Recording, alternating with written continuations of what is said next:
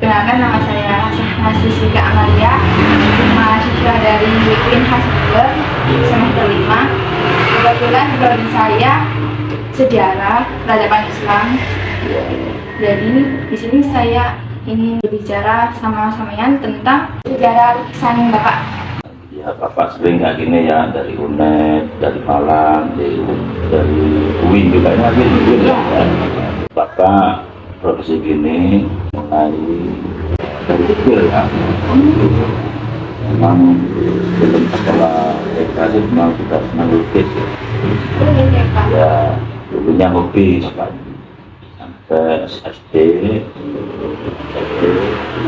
SMA, terus menekuni di bidang seni lukis.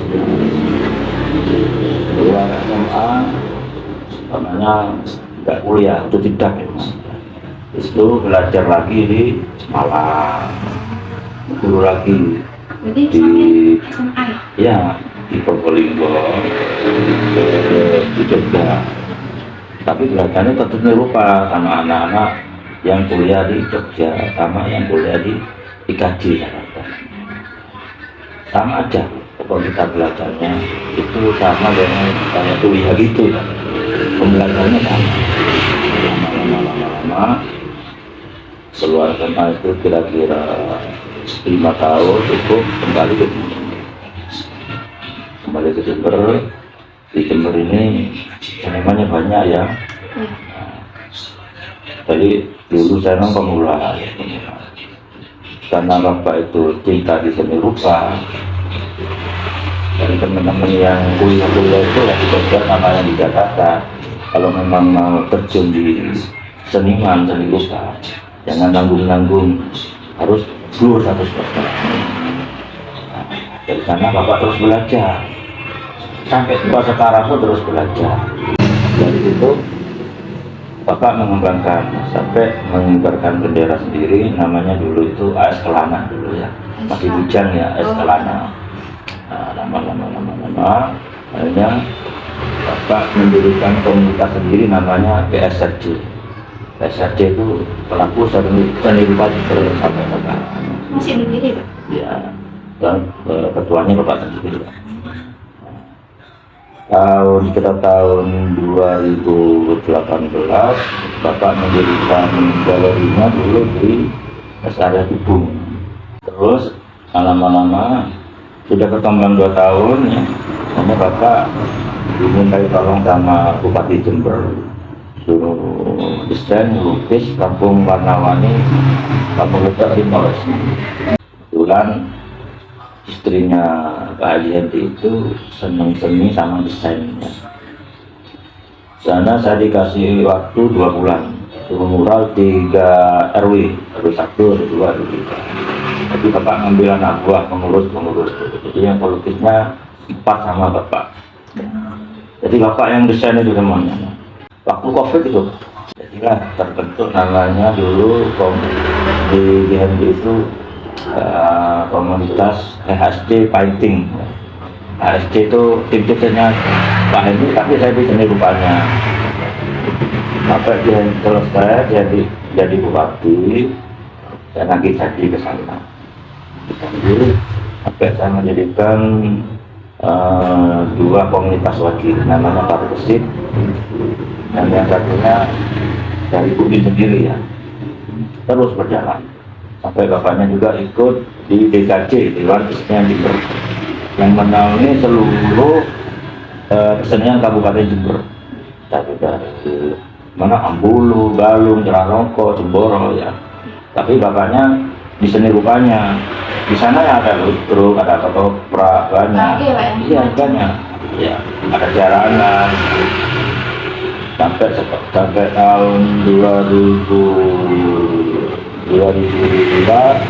Bapak keluar lagi dari DKP karena Bapak masih berdekatan sama hati. Sekarang masih aktif, cuma Bapak sekarang nggak terlalu aktif ya di Pemda sana ya. Karena banyak kepentingan lah ya. Terus Bapak ini sebelum COVID juga mengajar sekolah lukis di SMP Al-Quran.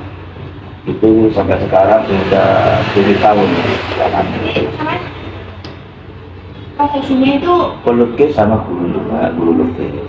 Terus kira-kira tahun 2002 akhir Bapak diminta tolong ngajar di SD Kebun Sari 2. Apalagi ya yang baru-baru ya sampai 1,5 tahun lah ya. SD Kebun Sari 2, TK-nya Aceh, terus MTSD Bakti Adim ini ya, terus YPAD Kaliwates. banyak Pak ya. Jadi aktivitas Bapak yang tiap harinya itu pengajar Pak. Mulai tahun 2001 lah aktifnya itu. Sampai sekarang itu Senin sampai Sabtu tuh. Kalau kegiatan di penelitiannya Bapak aktif terus. Nah, kemarin bulan Juni tahun 2023 terakhir pamerannya Bapaknya di Aston. Dikontrak 1 tahun sampai sekarang. Jadi masalah seni rupa terus aktif. Sebelum di Aston pamerannya di gedung di Granada. Gor, depannya Gor. Itu kebetulan Bapaknya kan pengurus seni rupa di Jember juga ya. Dikasih tempat sana buat pameran selama 6 bulan. Di sana karena ibu bupatinya si Budi UMKM-nya terus bapaknya keluar lagi gitu lah. Saya nggak dibayar kalau di gedung di Kanada sana. Nanti mbaknya tak kasih kartu nama. Di sana profil bapak banyak, mulai di IG, di FB ya, di profil kegiatan bapak tuh mulai dari awal sampai sekarang itu banyak. Daerah Bukaida itu jadi juri, jadi panitia lukis, waktu aktif di PKJ dulu. Dari sana Bapak mulai berkembang ya dari ikut PKJ itu. Nah, terus kalau di UIN, Bapak itu udah nggak salah 3 kali diundang ya. Eran tahun berapa dia itu melukis di tempe. Jadi Bapak sekarang itu mulai bupati itu buka galerinya di sini kan. Jadi Bapak di sini di Jember itu sudah 30 tahun lebih. Mungkin kenal nama almarhum Pak Ketut ya, nah, itu teman Bapak juga. Sebelumnya namanya sampean gitu. Pak Ahmad Siddiq. Ya nanti tak kasih kartu nama profil saya itu. Jadi memang ini Mbak, kalau di Jember ya dibandingkan dengan kota Bondowoso, Bondo masih menang Jember, Lumajang masih menang Jember. Kalau Banyuwangi udah top gitu ya. Banyuwangi udah gonasnya internasional lah. Kalau di Jember umpamanya senimannya itu cuma cari duit itu nggak bisa. Karena Bapak bilang gini ini karena pengalaman di kesenian Jember dulu ya. Jadi harus ada pemberdayaan, pengembangan, kekreativitas, harus berani. Jadi dulu itu Bapak sering mengajari anak-anak kayak gitu. Biar seni rupa itu menular kayak di Bali. Ada pasar seni ya di Sulawesi. Kalau di Jogja itu ada pasar seni di Malioboro. Kalau di Jember gimana Pak? Pasar Nggak ada. belum ada. Coba nanti itu yang Pak pasar seni Jember itu Bapak yang bikin. Karena sampai sekarang pun cita-cita Bapak masalah pasar seni Jember itu belum. Karena kendalanya banyak Mbak. Satu ya, pelukis di Jember itu kalau selevelnya Bapak, seangkatannya Bapak itu banyak yang sukses. Tapi di luar Jember sukses itu pribadi, bukan sukses membawa ngangkat nama Jember, enggak. Ada yang Jakarta, ada di Bali, ada yang Jogja. Tapi kalau meriti di Jember ini jarang enggak. Makanya bapaknya karena asli Jember ya, cinta Jember. Ya memang Bapak harus berjuang di Jember.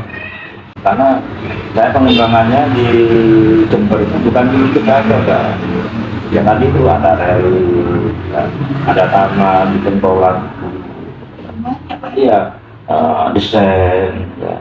Terus apa itu jadi juri, lukis, jadi panitia, terus bikin topeng-topeng. Kalau pekerjaan di apa di sini lupa ada namanya apprenticing, Pak. Apprenticing itu reklame. Dulu itu serba manual. Kalau sekarang itu apprenticingnya kan pakai vinil ya, cetak semua. Iya. Nah, kalau dulu manual.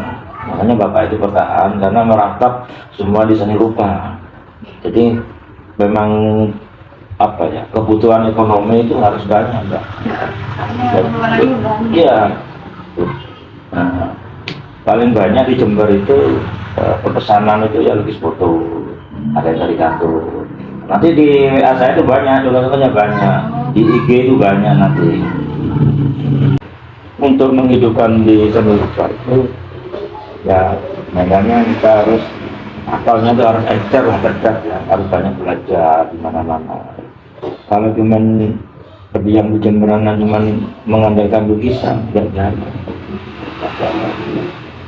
Apalagi apa ijazah itu penting, ijazah itu penting. Tapi kalau ijazah itu prakteknya kurang, ya nggak jalan juga. Harus banyak. Makanya teman-teman bapak itu ya, guru-guru di sekolah-sekolah dikira saya itu bapaknya itu lulusan apa Jogja, lulusan Jakarta. Kan bilang saya kok tidak. Tapi saya belajarnya di anak-anak kuliah, sama aja juga.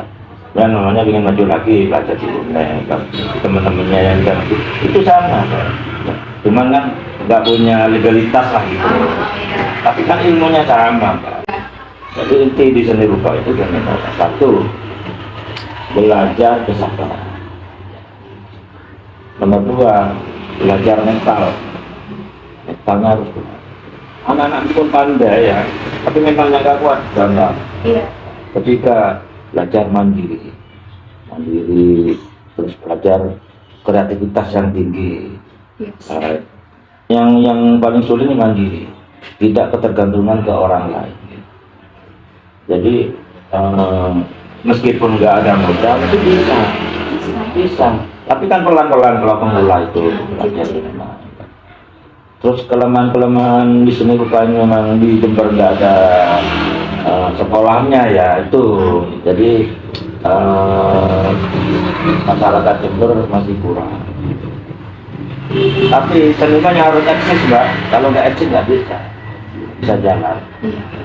Sekarang ya, itu yang dibutuhkan memang pendidikan, ijazah ya, sama keterampilan. Iya, kalau punya keterampilan ya, terus punya ijazah lagi, tambah enak, tambah mudah pekerjaannya. Makanya bapak itu dulunya hobi jadi pekerjaan. Jadi umpamanya itu nggak dapat hasil itu senang aja, senang aja. Nanti kalau kekurangannya mungkin bisa ditanya di WA, nanti bisa. Ya, Bapak. Iya, iya. Wawancara saya kemarin ya. Oh, dan Perkataan. Ya. Semoga ilmunya sampai ini bisa bermanfaat bagi anak-anak muda. Ya, nanti saya lihat-lihat sosmed saya. iya. Assalamualaikum warahmatullahi wabarakatuh. Jadi kali ini saya sudah berada di rumah Pak Bali, salah satu pelukis yang ada di Rambi Puji. Oke, Assalamualaikum warahmatullahi wabarakatuh. Memperkenalkan, nama saya Ahmad Supandi, tapi banyak orang memanggil saya Ahmad Pandi. Saya kelahiran di Rambi Puji, Jember, ya. Jadi memang saya itu lahir dan besar di Jember. Awal sejarah Bapak melukis Oh, itu, gitu. ya. Oke, saya tuh melukis mulai sejak anak-anak ya. Jadi mulai dari kelas 5-6 SD itu saya sudah menggambar. Dan hobi saya itu memang menggambar. Dan pelajaran yang paling saya suka itu memang pelajaran menggambar. Terus pameran pertama saya itu tahun 92 ketika saya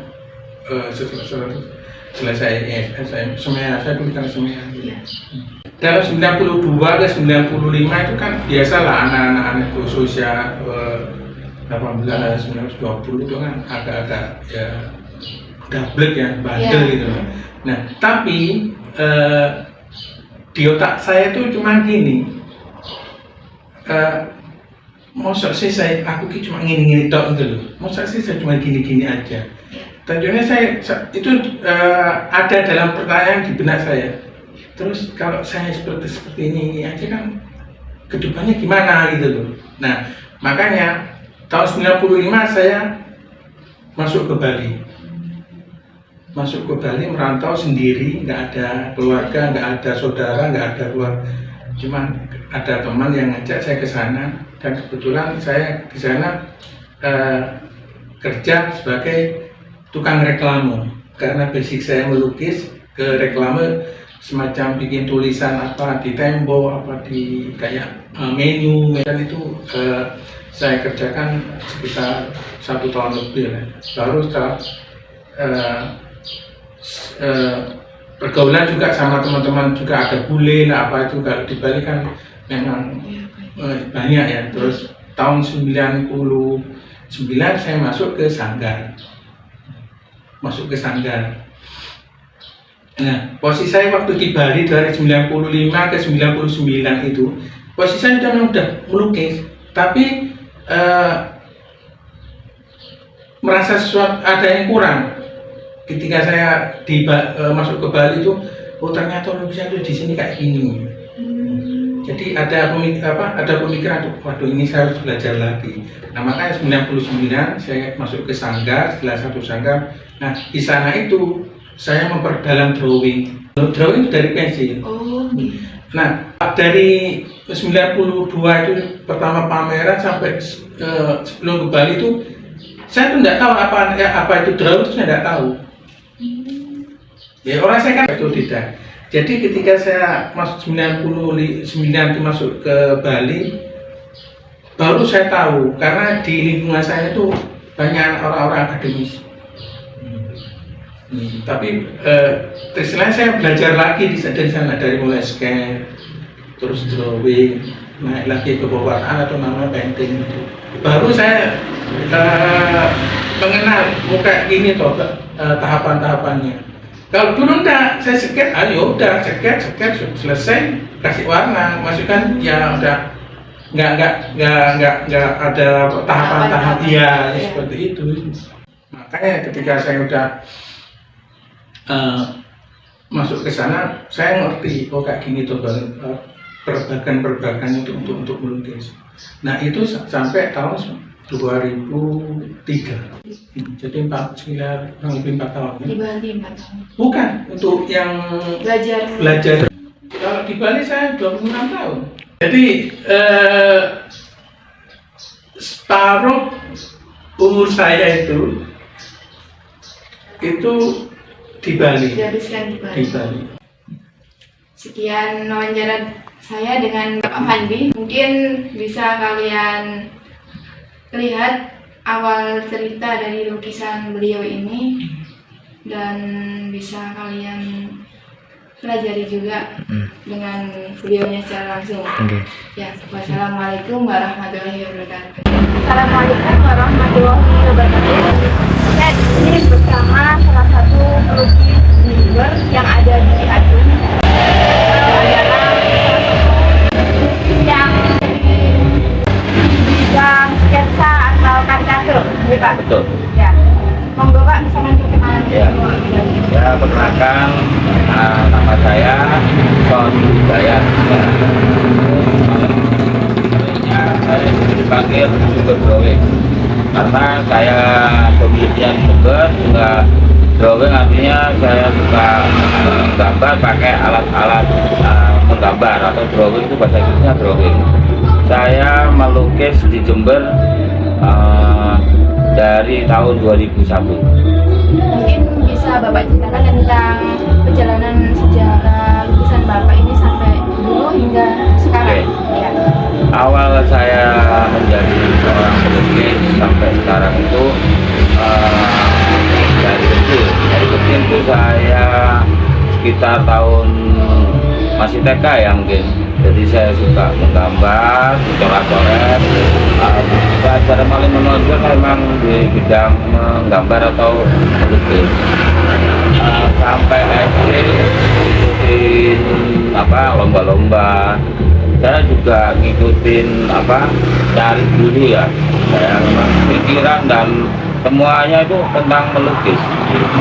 Saya tahu mungkin tidak jalannya ya. Memang ayah saya, mbak saya katanya sih seorang ada seni-seni gitu. Ada seninya. Mbak saya itu pengrajin membuat senjata atau pandi ya. Pandi besi. Ayah saya juga saya pernah lihat itu melukis pakai pensil atau dompet. Cuma itu aja. Saya tidak pernah diajari, tapi ada ingin memperdalam kok asik gitu. Saya tertarik dengan bahasa visualnya aja. Saya gambar aja. Saya termasuk orang yang bandel, padahal masih dilarang itu sama saya. Mau kerja gambar aja gitu, buang, karena dilarang. Nggak tahu, saya tetap eksis terus. Jadi kemana-mana, di mana ada orang menggambar saya dekati sekali. Sampai SMP di situ saya kelihatan punya karya. Saya ditunjuk menjadi ketua majalah dinding di situ. Jadi saya SMP-nya di Lumajang, aslinya Lumajang. SMA juga lanjut sampai ke bagian SMA 2 ya. Setelah keluar, saya mencari dulu juga, masih tetap saya melukis. Kadang buat kartu lebaran atau ucapan itu mulai berbisnis.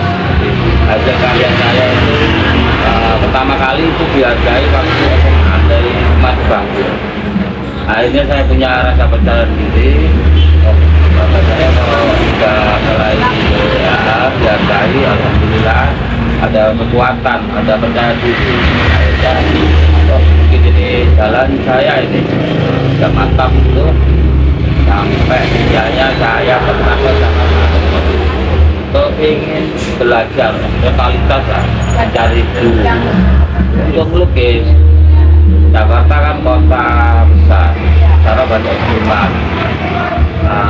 Di sana saya mau ke Ancol, kawan-kawan di Ancol itu pasar seninya.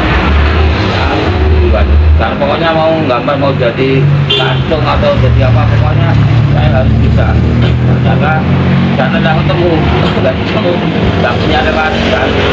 Akhirnya ke Bali. Terus pernah ke Bali juga. Lihat situasi di sana ke sini, bawa alat juga. Saya memang cara mau totalitas. Mana caranya saya bisa laku atau belajar. Akhirnya di sana tidak punya relasi, kembali lagi. Ada penawaran, saya disuruh buat karikatur tentang pertahun atau kepolisian. Saya sampai jadi tugas. Ini jadi karyamu. Kok itu Pak? Ini kamu sekarang siapa? Kamu kerja Polres. Tahun akhirnya saya masuk di Polres tahun. Cuma karena saya nggak buka bidangnya keluar. Saya minta padahal kalau mau terus kan bisa jadi PNS, tapi saya nggak buka bidang saya. Ya bos bukan passion saya. Keluar terus kerja di di awalnya masih membuat mural di temboknya. Itu travel, kantornya travel. Hanya ditawari kerja apa? Serabutan. Kalau kerja sih hanya kerja di travel. Sampai 2 tahun akhirnya saya nikah kan, terus setelah nikah pindah ke Jember karena saya orang desa pindah kan untuk melahirkan itu bulan kan dekat sama orang tua. Hanya modal itulah saya kata-kata itu kan Pak, kayak survive lah, untuk bertahan hidupnya dengan modal kecil, dengan keberanian yang apa adanya. Saya berani buka awalnya 2001 di pasar Johar itu, di Matahari. Oke. Itu nggak tahu saya pokoknya Itu awal dari melukis profesional. Jadi mangan, nggak benar. Jadi kemudian ini nggak mangan, nggak pakai lukisan ya nggak mangan. Tetap saya, ya di situlah mungkin ilmunya di situ. Kekuatan untuk bertahan itu. Kadang orang menikmatinya itu nggak begitu totalitas. Jadi ada misalnya sepi, tidak berjalan. Saya itu memang di situ karena saya senang. Tidak laku kadang ya gambar aja karena ketekunan itu tidak. Akhirnya sampai 3 tahun, 5 tahun sampai sekarang prosesnya panjang bukannya. Jadi saya dibentuk dari awal. Jadi alhamdulillah kalau misalnya banyak cobaan saya lebih kuat. Kalau sekarang anak-anak kan kadang lihat YouTube ya. belajar, tapi tidak ada ceritanya. Nah, saya punya cerita. Artinya kayak main ke sana rasa tempatnya gitu. Alhamdulillah. Yang penting saya kalau saya tidak berhenti belajar. Itu saya ini sudah Kalau enak gambar tapi ya biasa lagi. harus, kalau sudah berhenti belajar itu namanya sudah habis, sudah ada habisnya, sudah bisa apa-apain. Kalau mau belajar ya terus berkembang, mau lihat YouTube ke teman-teman yang sudah pandai. Terus selain profesi menggambar bapak juga apa kesibukannya? Sekali itu saya melukis gambar, ya alhamdulillah. Memang resiko mas, profesi pelukis itu kalau ditanya misalnya mau nikah ya, kerjanya apa? Pelukis itu masih miris ya, masuk pelukis tapi nggak cukup. Bahkan kalau pegawai negeri kan punya jaminan ya. Memang kalau lihat pelukisnya, kalau pelukisnya rajin ya alhamdulillah bisa. Itu Jalan kalau saya udah lewat, alhamdulillah ya nggak tolak-tolak kiri kanan sudah. Karena saya betul, dia betul ya. Jadi tetap khusus, kerja, terus frekuensinya itu terus kita rajin, kita juga. Ya juga online kan. Kalau dulu saya kemana-mana emang ada undangan, ada itu yang membuat saya bebas. Juga ke anak mahasiswa, misi, workshop, undang ISPAD, lesan wisata, alhamdulillah, sampai ke Jakarta. Iya, jadi cuma melukis, Senayan, buat saya pesawat, di hotel. Ya karena saya skill saya dihargai. Kita nggak usah nawar-nawarin, Pak mau dulu enggak. Yang penting kita harus berkarya terus, soal hasil ikut. Yang lihat kan orang lain.